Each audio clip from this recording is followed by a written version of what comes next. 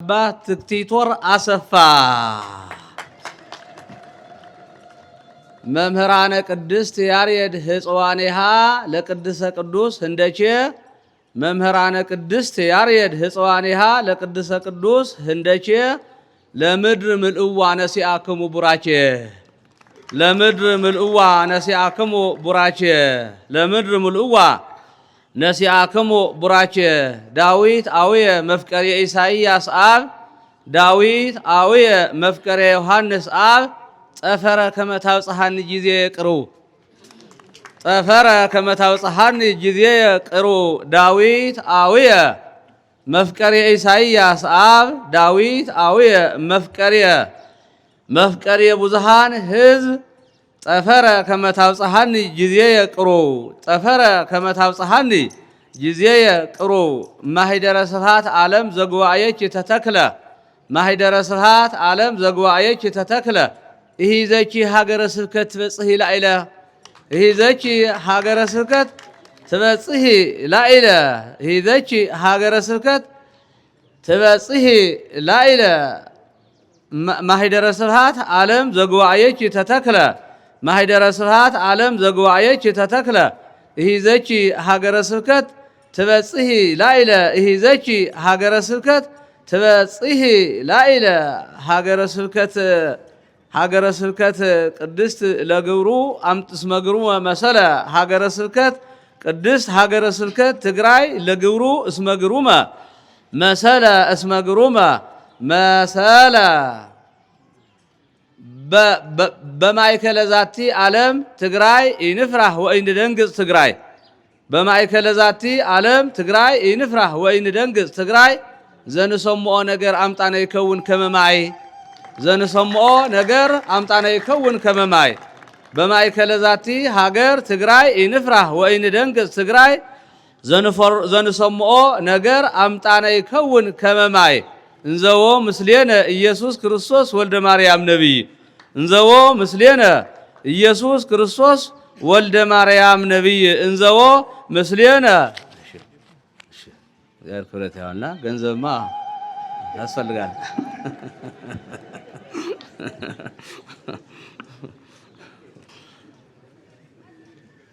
በማእከለ ዛቲ ዓለም ትግራይ ይንፍራህ ወይንደንግጽ ትግራይ ዘንሰምዖ ነገር አምጣነ ይከውን ከመማይ እንዘዎ ምስሌነ ኢየሱስ ክርስቶስ ወልደ ማርያም ነቢይ እንዘዎ ምስሌነ ኢየሱስ ክርስቶስ ወልደ ማርያም እንዘዎ ምስሌነ ኢየሱስ ክርስቶስ ወልደ ማርያም ነቢይ ወልደ ማርያም ነቢይ አመቡራቼ ነሳኢነ አመቡራቼ አሃዝነ ህዝበ ቀዳማዊት ንግሥተ ሳባ ህዝበ አመቡራቼ ረከብነ አመቡራቼ ነሳኢነ ህዝበ ቀዳማዊት ንግሥተ ሳባ ቡራቼነ ይኩን ዘያወፅአነ እምአጸባ ቡራቼነ ይኩን ዘያወፅአነ እምአጸባ ቡራቼነ ይኩን ዘያወፅአነ እምአጸባ ለዛቲ ዘመን እስመ በዓለቤተ አልባ ለዛቲ ዘመን እስመ በዓለቤተ አልባ አመቡራቼ ነሳይነ አመቡራቼ ረከብነ ህዝበ ቀዳማዊት ንግሥተ ሳባ ቡራቼነ ይኩን ዘያወፅአነ እምአጸባ ለዛቲ ዘመን እስመ በዓለቤተ አልባ ለዛቲ ዘመን እስመ በዓለቤተ አልባ እስመ በዓለቤተ አልባ ኢሳይያስ ከመ ሰምዐ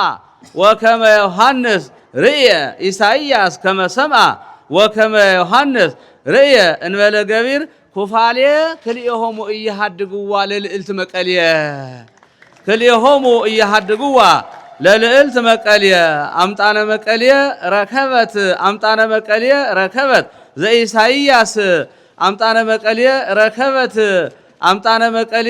ረከበት ዘመንፈስ ቅዱስ ሎአልየ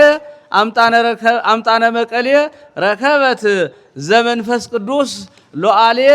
እንዘ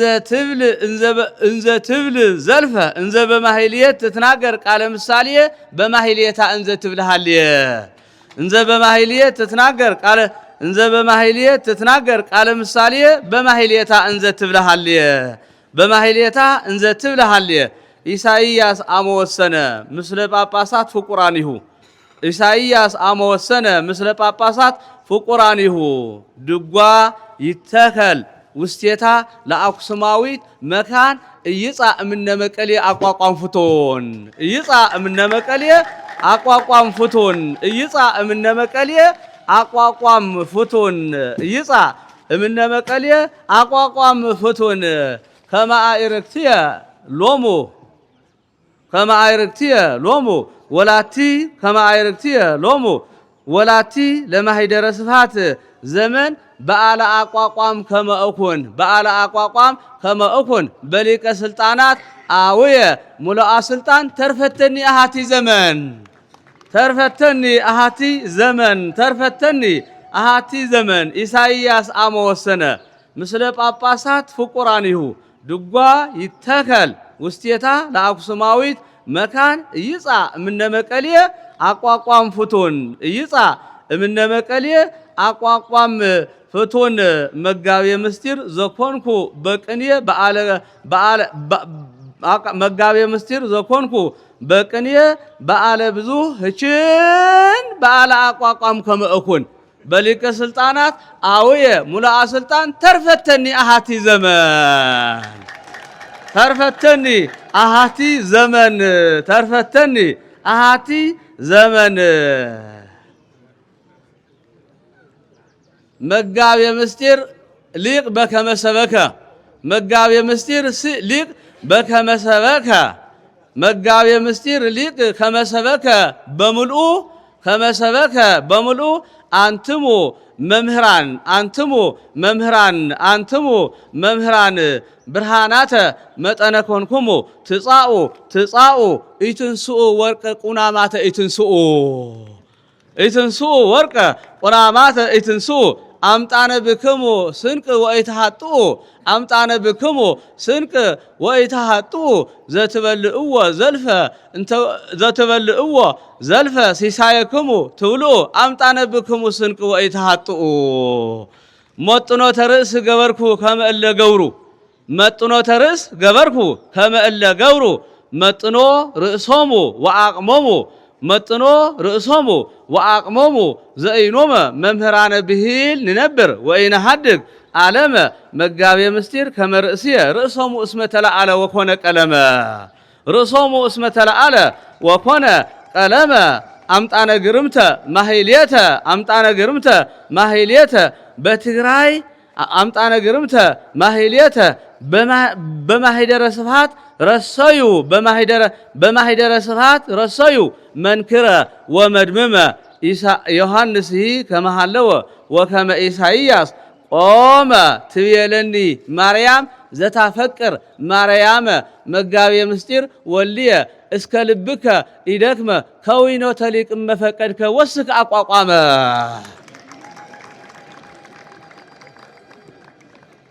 መጥኖ ተርእስ ገበርኩ ከመ እለ ገብሩ መጥኖ ተርእስ ገበርኩ ከመ እለ ገብሩ መጥኖ ርእሶሙ ወአቅሞሙ ዘኢኖመ መምህራነ ብሂል ንነብር ወኢነሃድግ ዓለመ መጋቤ ምስጢር ከመ ርእስየ ርእሶሙ እስመ ተለዓለ ወኮነ ቀለመ አምጣነ ግርምተ ማህሌተ በማሂደረ ስብሐት ረሰዩ መንክረ ወመድምመ በማሂደረ ስብሐት ረሰዩ መንክረ ወመድምመ ዮሐንስሂ ከመሃለወ ወከመ ኢሳይያስ ቆመ ትቤለኒ ማርያም ዘታፈቅር ማርያመ መጋቤ ምስጢር ወልየ እስከ ልብከ ኢደክመ ከዊኖ ተሊቅ እመፈቀድከ ወስክ አቋቋመ። እሺ ስመይ መምህር ዕዝራ ተክለ ሃይማኖት ገብረ ሚካኤል ይበሃል። እዚ ዝናይ ሎምዓንቲ ዕለት ደሞ ኣነ ውዚ ንክልተ ዓመትን 6 ወርሕን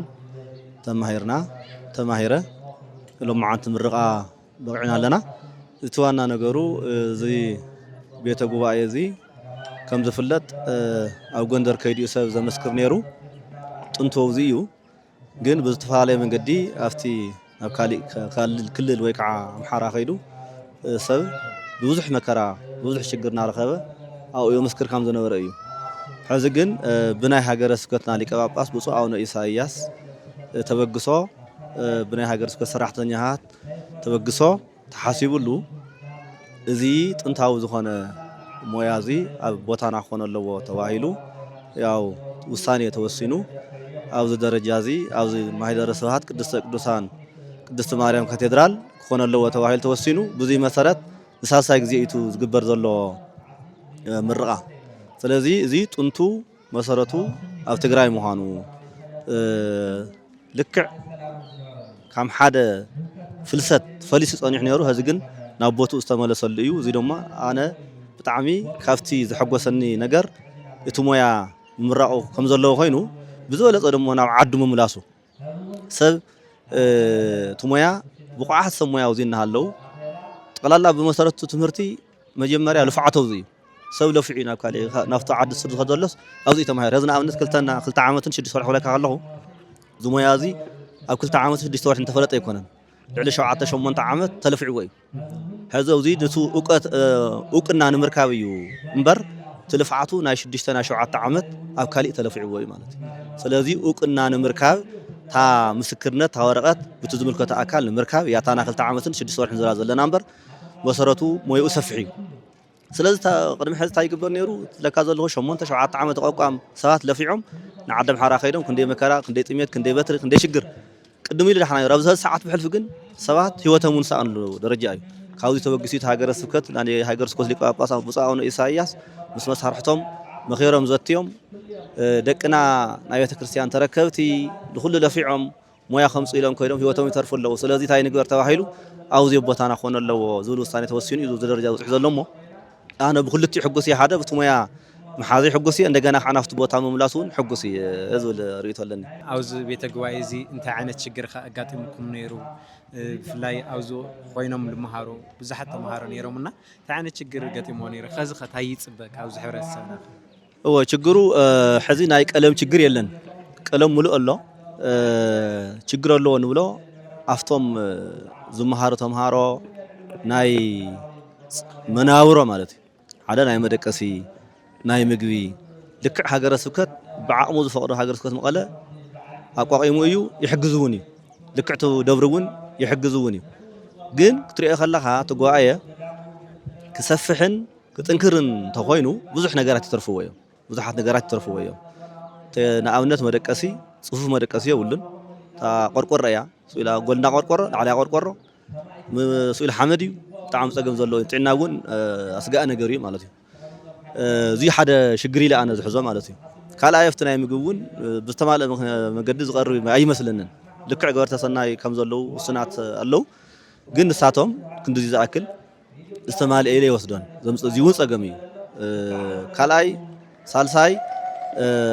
ክኸውን ዝግብኦ እቲ ጉባኤ ክሰፍሕ እንተተደልዩ እቲ ህዝቢ ብውሕዳት ሰባት ዝግበር ዘሎ ክሰፍሕ ኣለዎ ሰብ ብዙሕ ከኣት ኣለዎ ሞይኡ ክምዘን ኣለዎ ፅቡቅ እዩ ግን ክመዝንዎ ዝኽእሉ ባዕሎም ቶም መምህር መዚኖም ሞይኡ ይበቅዕ እዩ ዝበልዎ ከኣቱ እቲ ጉባኤ ተሰፊሑ ልክዕ ብኡ መሰረት ክደምቕ እዩ እዚኦም እውን ንእሽተይ ፀገም ኢለ ይሓስቦም እሞ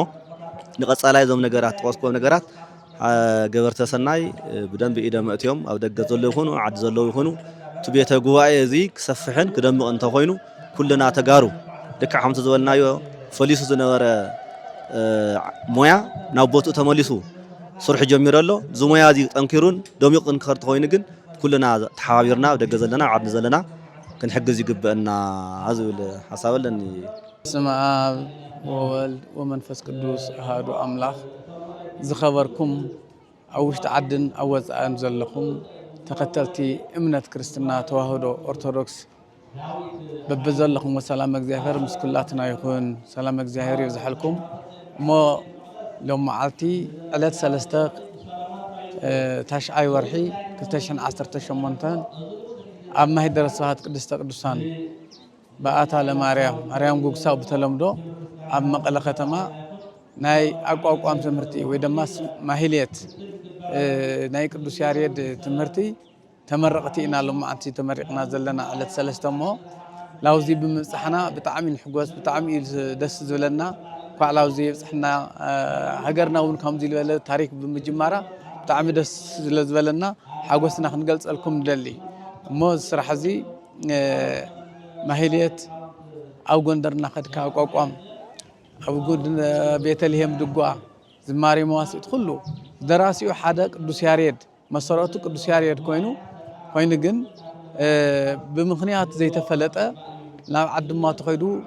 تناينا تግራዋይ المهر سب دما او እና ከደ ብዙሕና ተሸገረ عدماتو بعد ኮይኑ ብዙሕ ጸገምና በጽሖ ተለይ ዝሓለፈ ዘመናት እንደይ ተምሂሮም መሃር ዝኸዱ እናጠፉ እናተቀተሉ ብዙሕ መከራ ላበጽሖም ነይሩ ላብ ዓድቦም መምላሱ ናይ ቅዱስ ያሬድ ትምህርቲ ላቦቱ ተመሊሱ ድጓውን ኣብ ኣክሱም ኣፍቲ ዝተደረሰሉ ኣቋቋሙን ኣብ መቐለ ፍትርሰ ከተማ ምትካሉ ብጣዕሚ ዘሐጉስ እዩ ለኩሉ ትግራዋይ زحبنن زحقوسن سرحيو تسرحيو زي دمو ببونا ببصو أو إساياس ليك أباب أساقر سبكات مقالة قدمونا بخصوم النهالو وصم ترقوا وانت تقيلمو هازون مقالة وزي بناتهم حسابن بناتهم تعرن تتقيلو برهان كوين اللو بزحات رقم زامرتي فاري اللو مو لاو زي ساعات زي بمسحنا نحقوس سلازي كلنا زي سرعات زي كنحلو زي قبائي زي كيد داخم خنبراتاتو خنحجز يقبع بونت افتو خالت اب غندر بمحوري لهم امنتي كريستنا سبات بمحوري لهم غزانايتهم هارو سريحهم مغبهم عمت تداليوس كاب زمراو ايو اوزي جن هاجر سبكت مقلن مريم ما هيدرسات قدسان نمبر حاول بقول حدا احوات جبر تسناي نحجزو ينبر تستمهاري ابصقم بشجري يزلو مدقسون يبلنا قرقر يزلو مو لذي كتحجزو እግዚአብሔር ዘብርሃልኩም እግዚአብሔር ዘሃበኩም ፈተውቲ ዓድናን አመንት ክርስቶስን እዚ ስርዓት እዚ ናይ እግዚአብሔር ቃል ከይጠፍ ናይ እግዚአብሔር ቃል ክብር ትዕልት ደሊ ሕዋትና እዚ ክትሰርሑ ብስም እግዚአብሔር እናሓተትኩ እቲ ቦታ እዚ ግን ቅዱስ ቦታ እዩ ትግራይ ቅዱስ ያሬድ ዝተወለደሉ ቅዱስ ያሬድ ዝደረሰሉ እዩ ከዚ ግን ላቦቱ ተመሊሱ ተሐጉስና بمنتهي مخنيات كم زخد زي فلت كلهم تم مسكرات ناي دغوا يخون ناي قوقام ناي زماري مواسط كلهم تم ناي قدوس فرا امحرا هاجر يوم صنيحهم سلا عدنا ايو جن لمنتهي او خيدو طرحو يترف تبلا تسدتي مهار زبل جن بزح فلاطن بزح لبامات عبيت سباتن مهرانن يحزنون يوم نيرم እግዚአብሔር ጊዜ ገቢር ለእግዚአብሔር እግዚአብሔር ስርሑ ሰርحلو ጊዜ ለእዩ ከም ዝብል ቅዱስ ዳዊት after ጊዜው ልበጽሐ ላብ ዓዱ ተመሊሱ ካም ዩኒቨርሲቲ ክጣናኸር ዩኒቨርሲቲ ሓደ ቦታ ይወሰንን አመቀለሎ አድግራተሎ ኣብ ትግራይ አማጨወሎ ካሊውን ክሰፍሕ ይኽእል እዩ ጊዜ ኣብ ዝጽበቀሉ ጊዜ ኣብ አዲስ አበባ ጎንደሮ ኩሉ እዩ ስለዚህ ኣብ ሓደ ቦታ ተወሲኑ ምስክር ክኾን ትክክለኛ ስለዚህ ሆነ ተሐሳብና እግዚአብሔር ፍቃድ ኮይኑ በውጻውን ኢሳይያስ ተመስሪቱ ሳልሳይ ጊዜ ከዚ ተመረቅቲ ተመረቅና ለና ማለት ሳልሳይ ጊዜ ይመረቅሎ لذي كانت أنا خرا كلهم عبوش تعدن أوز أنزلهم تاريخ زي صريحهم لخبرنا لتناي قدوس ياريد خبري لنهاي ما نوتنا خبري لعدنا خبري خنول كلنا زقبع لتم مسكرات بوتاتات باللي حجز كان حجز بزخالنا يو كان حجز إنا بسم እግዚአብሔር نحطت نا እግዚአብሔር تعمر صراحيته الصريح يزلو نا عدنا እግዚአብሔር يبارخلنا قواعنا ونبارخلنا خذون تتكأت تمهاروا لو يوم لعتهم زغصلوا بزح متحبار تجوروا لهم كي يشجروا خيط أمي خيس أمو جبرت السناي تحاجة جيز كخلو ليش النفنا جري اللي مو تجوا أنا خنا عيو خنا أنا قرو يجيب بقى زبل متحساس لني ناقز عيار أملاك لو عدنا يوارخلنا هزونا يوارخلنا خف مكراسكا كم مكران نفسي صورنا ندحر هري هنا ندحر صبغ صريحنا لو هاي ما نوتنا تمليسنا بيت كريستياننا ندحر حجزنا تنسمع كل مكراتاتون كم زوج جدلنا شبوتينا أمنينا مو እግዚአብሔር ተአማን እዩ ሁሉ ከርሕብ ከስፍሐልና ትልጸበና ከስፍሐልና ትልጸል መተና خبرهልና ምዃኑ نأمنينا مو كلنا ክንተሓባበር ይግባእ احناውን ያው ተመሪቅና ደቅ መዛሙርትና ምሂርና ለዓድ ማሕራ ኸዱ ክምረቁ ላብ ካሊ ቦታ ላብ ርሑቕ ተሰዲቶም ክችገሩ እንታይ ኾነስ ኣብዚኣ ተምሂሮም ኣብዚ ክምረቁ ከማና ክንገብር ከነምህርና ተምሂርና ዘለና እሞ احناውን تقدم ተማሃርናዮ ከዛ ኣነ ብዙሕ መጀመሪያ ኣብ ትግራይ ኣቋቋሙ ኣብ መምህርና ቬንታ ዳዊት መጀመሪያውን ለ5-6 ዓመታት ኣብዚ ተማሂርና ኣብ ሓውዝየን ኣብ ማህደረ ስብሃት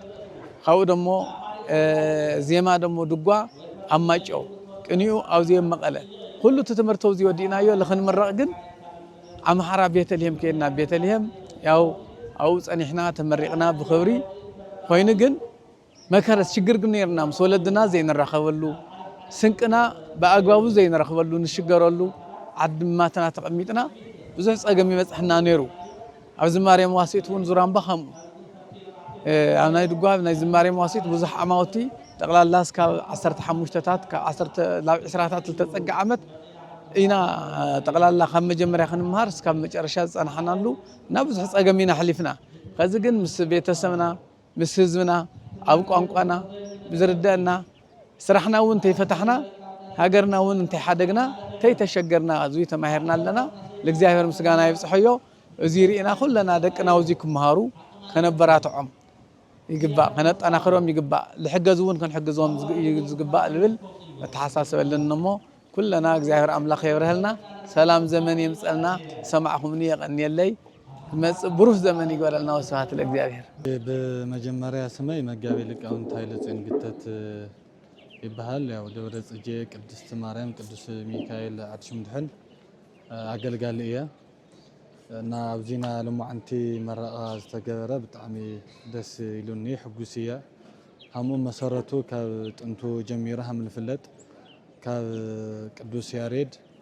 ካብቶም ናይ ድሕሪ ሃዋርያት ለሎ ሃዋርያት ላብ ዓለም ድሕሪ ምኻዶም በቃሎም ወንጌል ኣብ ዝሰበኽሉ ግዜ ቅዱስ ያሬድ ደግሞ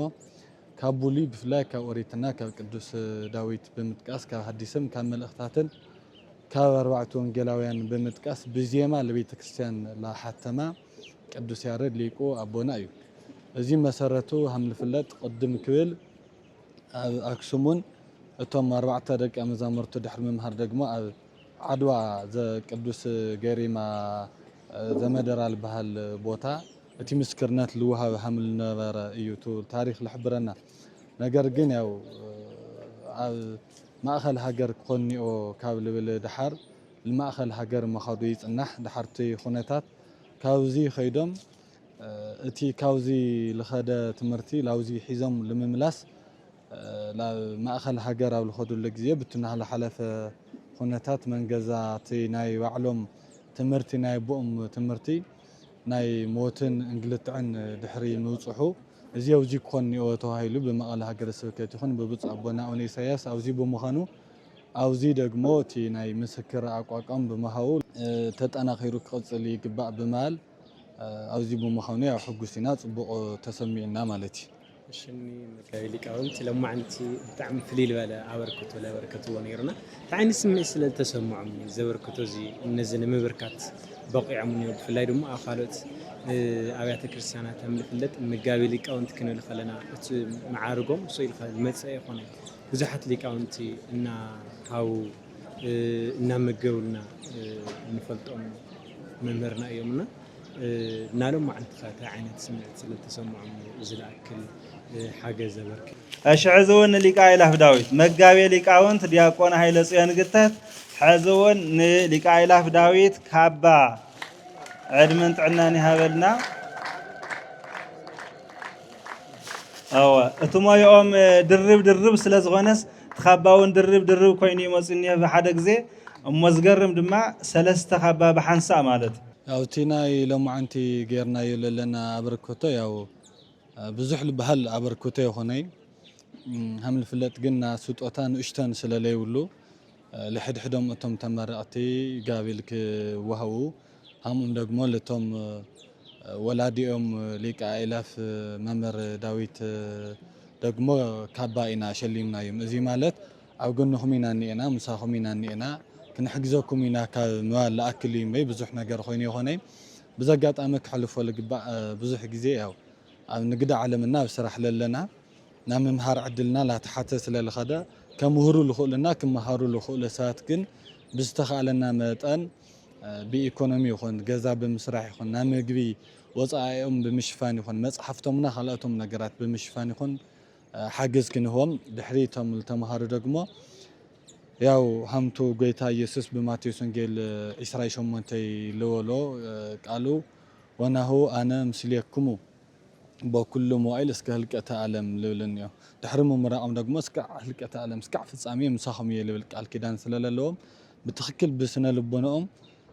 ልከገልግሉ ምክንያቱም ኣብ መንጎ ወረቀትና መንጎ ፍልጠት ብዙሕ ኣፈላላይ ስለለሎ እቲ ናሎመዓልቲ ዝተዋህቦ ናይ ምስክር ወረቀት ላብ እውቀት ቀይሮም ልከመሓላልፍሉ እኹል ዝግባእ ዝበሃል ሓገዝ ክንገብረሎም እዩ ዝግባእ ስሩኻ ላውዚ ዓዲ ብምምላሱ ጣዕሚ ስምዒት ፍልይ ዝበለ ስምዒት ተሰሚዑ ንብልዎ ነይሩ ሃም ድጓ ቀኒ ኣቋቋም ላውዚ ዓዲ ዝተመሊሱ ላብ ጥንቱ ላብ መሰረትና ጣዕሚ ስምዒት ተሰሚዑ ፍልይ ዝበለ ካብዚ ዝገለጽ ወፍላዕ እዚ ያው ብጣዕሚ ዝተፈለየ ተሓጓስና ዓብይ ተሓጓስ እዩ ፈጢሩልና ምክንያቱም ዋላ እኳ ሓደ ሃገር ኣብ ዝነበርናሉ ግዜ ሓደ ዓይነት ኣብ ዝነበርናሉ ግዜ ነገር ግን ኣብ ውሽጢ ገዛ ሃምሊ ጠፍአ ሳንቲም ወይም ደግሞ ድሪም ኢና ነርና እዚ ማለት ኣብ ውሽጢ ገዛኻ እንድሕር ጠፊኡካ ኣውፅኢኻ ለኣገልግሎት ልሸርፊ ተዘይተጠቒምካሉ ኦረዲ ጠፊኡ እዩ እኒኦ እንድሕር ውሽጢ ገዛኻ ዋላ እኳ ተሃልዩ ተግኒኻዮ ግን ሞር ትጥቀመሉ ኢኻ እሞ ኣብዚ ምዃኑ ብቐረባ ንጥቀመሉ ኣብዚ ብምዃኑ ምክንያት ለእዮም እቶም ካብቶም ተመረቕቲ ኣብ ኣብያተ ክርስቲያናት ኣብ ጣብያ ኣገልገልቲ ስብከተ ወንጀል መምሃራን ነይሮም ብቐሊሉ ናብ ምምራቕ ዕዳል ስለለግንዮም ኣብዚ መፅኦም ክምረቑ ኽኢሎምና ብዙሓት ሊቃውንቲ ናብ ምፍራይ ዝበለፀ ዕድል ስለለለዎ ተሓጓሰይ ወሰን የብሉ ብጣዕሚ ሕጉስ እየ